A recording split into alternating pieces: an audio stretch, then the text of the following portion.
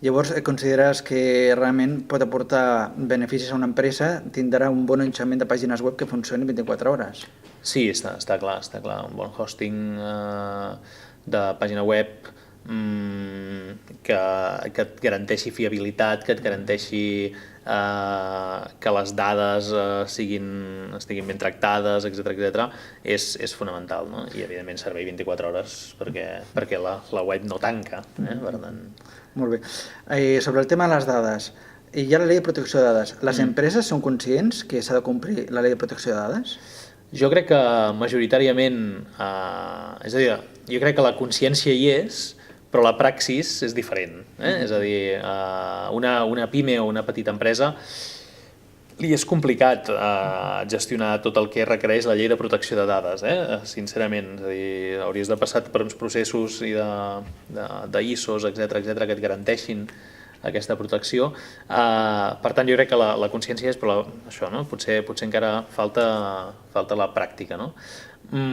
Tot i així és un element importantíssim, Nosaltres estem acostumats, i per tot el tema del que implica el màrqueting, que ens envien informació que a vegades no desitgem a casa, etc, cada cop jo crec que hi ha més gent recelosa de la seva privacitat i de les seves dades, no? I per tant, la llei de protecció de dades és molt important poder-la tenir ben aplicada, no? Hi ha empreses que els han entrat i els han robat les dades. Consideres que és important tindre una bona auditoria de seguretat per estar tranquil?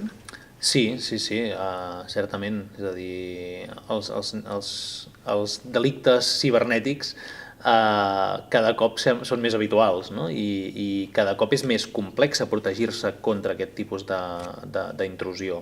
Per tant, jo crec que és fonamental disposar d'unes mesures adients de seguretat i en molts casos les persones d'una empresa no són prou experts com per saber totes les quantitats de delictes que hi poden haver i de sistemes de seguretat, no? Per tant, crec que és bo en alguns casos dotar-se d'elements externs o de gent externa que et pugui orientar en aquest tema. Consideres llavors que és important tindre un pla de continuïtat del negoci per estar tranquil i no tindre sorpreses informàtiques?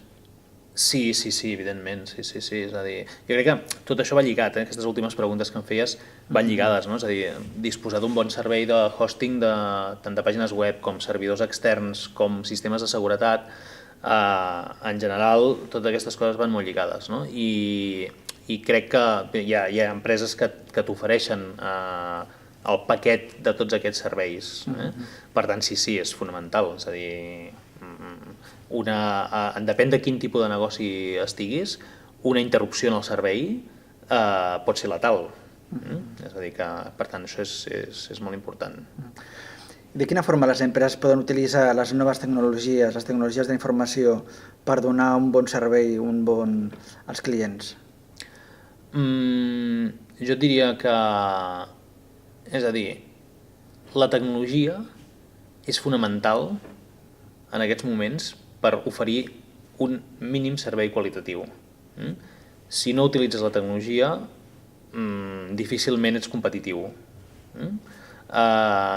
I podem pensar en negocis com una botiga de verdures en què ens pot semblar que allà la tecnologia no té per què ser-hi gens. Doncs bé, si no tens una bona gestió de les entrades de productes, de sortides, etc., si no tens ben controlat la temperatura del teu magatzem, i segurament ho pots fer via telemàtica, etc.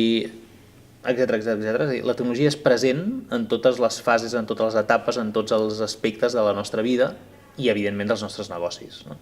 Per tant, bàsic i absolutament, i a més, en funció del nivell tecnològic on estiguis, això et dona avantatge competitiu, clar. I de quina forma un emprenedor o un empresari pot innovar avui en dia? Bueno, això és gran pregunta.